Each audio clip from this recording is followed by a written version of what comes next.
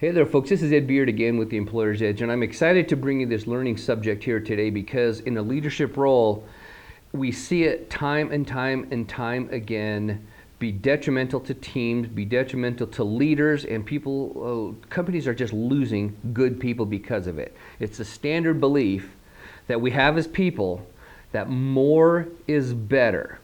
Let's just say this is a container. More knowledge is better. So the bigger that is, the better. More initiative is better. More decisiveness is better.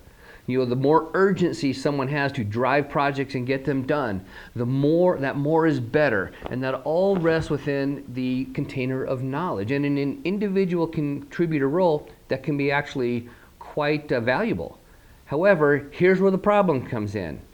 In a leadership role, when you promote that individual to a leader, now more can be very detrimental. Because in the leadership world, there's also the container of awareness.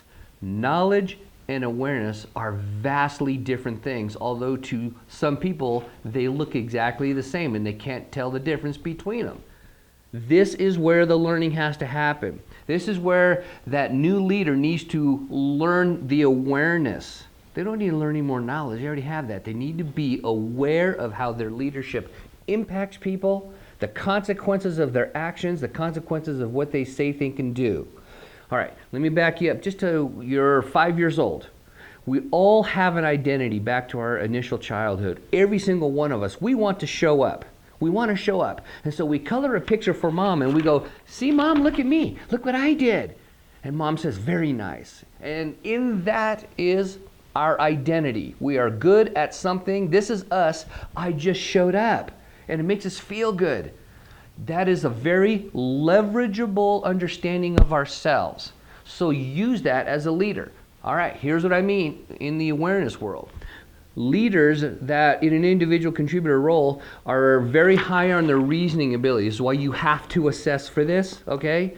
Very high in their reasoning ability. The number one indicator of their cognitive ability, someone's ability to solve problems and to think through things.